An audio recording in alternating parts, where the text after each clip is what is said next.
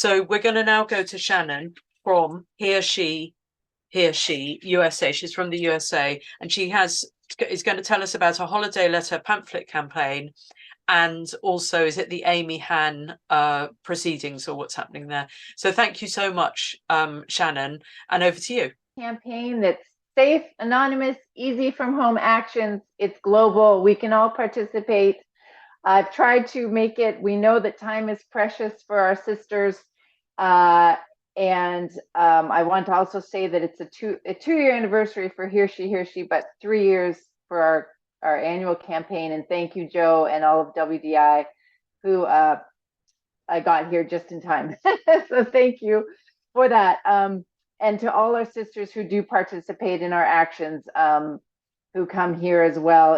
It's been fantastic. So always remember that every letter matters, that time, every bit we put in. If we do 40, if we have 100 women who do 40 letters each, even if it's just handing out, that reaches 4,000 new minds to open. So every action we can take matters. And it's nice, this is anonymous, it can't be traced back to you. Only I put my email on. HearSHE only works by an email once a week. Everything's anonymous unless you choose you want a response, which is always great. So we've tried to put in 5 direct actions into this simple campaign. One is the first, what it's about is that Salvation Army is now allowing men fully in women's and children's shelters. So there is a BC Canada lawsuit happening from a young woman who has experienced this, as many have now. So we have 2 direct actions with the letter. So what we do is we make up a form letter that has all the information, a couple of horrific graphics, but including WDI's, well, some people think it's horrific, letting people know men are in women's shelters, WDI's declaration. So one of the direct actions is to ask your retailers or grocers to sign WDI's declaration, as well as other sisters that you share this with. And then we add your own personal note. This is the key. The key is a handwritten envelope that gets opened, and then a personal note in color, and children's art is always especially effective. So this is an effective program. I've used their template to make it.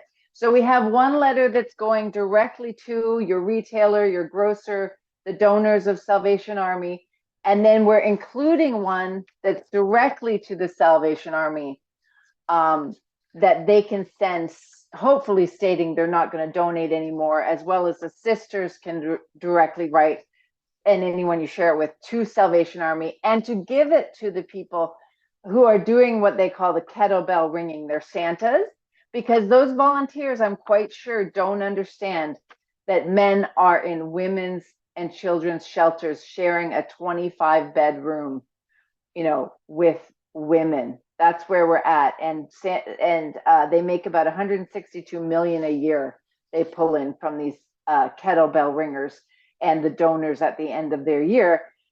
So we're trying to pique the people, vote with your dollars, vote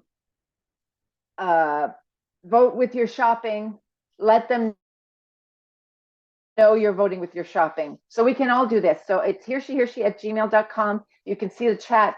The kickoff is also at our American Thanksgiving game. So we're going to have a social media blast with hashtags and the supporters during that time to really get on the platforms as well. So that's a big one.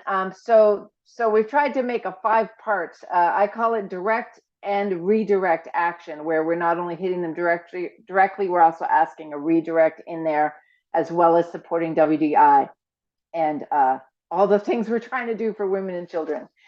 So, and we'll be in the breakout rooms to talk more. We can hang out, write letters together. WDI is such a beautiful space. Nina and I will be there. We wish we could share cider and cookies as well, but WDI has such a beautiful breakout room space for all of us that you're really missing out if you don't come in and hang out with the sisters. So it's basically save women's shelters. There's a lawsuit against Salvation Army. We need to pique the people that dangerous men, not just any men, people need to say that with men, but They're in the space, just like they're in the prison cells. So that's so it's not only piquing them, but also having an ask on there of what we want from them. And we'll go over the instructions and hashtags, and it's really not complicated. You just sign your first name. So that's the easy part. That's we've made it as easy as possible. So just come in and join us. It'll also by email, we can send you the PDFs, share them, drop them, just like any pamphlet. But when you have your personal note on there, even if it's to a neighbor, dear neighbor, I'm concerned about, makes people read it a lot more. And we all need a little more in touch with each other these days to change minds. And then, so that's PC. Okay, so the Amy Ham trial. She is a nurse. She's in BC, Canada, and Canada is, and I'm a Canadian in California. Canada is the first of common law, Commonwealth law is the first country in all of Commonwealth law history to have compelled speech in law. They have made it illegal to use the wrong pronouns. She is fighting in a lawsuit, which they've put on live. So there is also a, Nina's hopefully got it in the chat, but you can go on and watch it live. So we've been doing that, which is incredible, especially for Canada. Public records are not really welcome in Canada. So she is a nurse who has stood up for biology. She's worked with trans people. She's worked with Indigenous people, the most vulnerable. I mean, she's just amazing. You can follow her on @Preta, PRETA 6. Give your support there. She doesn't have a gag order, so she is tweeting apparently. I don't do Twitter. And it was incredible. Coach Blade, Dr. Stock, and a Dr. Cantor were all on to stand up for her. I don't know if it'll be put out later, but one of the other across the aisle, basically the government, because they have human rights tribunals before the Supreme. It doesn't become Supreme Court yet. It's with the government, which is the same, but it's from the Nurse Association against her, really tried to push her to state. And they even said, it's law, you have to call them assigned female at birth. It's law, you have to da-da-da. And she just kept repeating herself and sticking with her facts, as she has the right as a belief. So it was really incredible. She's just she looks so calm and she's so put together. And we can just learn so much from how words matter and facts matter. Now with the Salvation Army case, they have actually taken on Denton's law firm. Denton, the big law firm about the gender stuff, against this young woman bringing the suit. And I actually said to her that I believe this is actually a good sign. It means they're scared. They're bringing in the big guns to her case.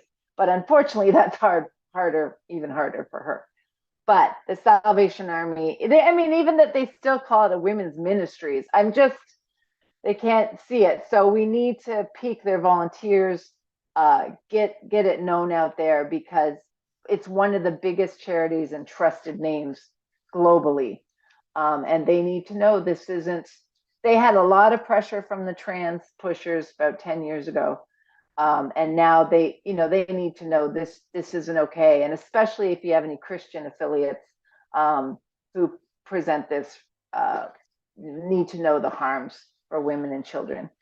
So as far as Amy Ham, it starts up again in the new year. We don't know the exact date yet, but it will continue to be live. She's been at this 3 years for love. And so they'll give more information there. So just keep supporting her and support our letter campaign and come into the breakout rooms and be together and write letters and hang out. Thank you, everybody.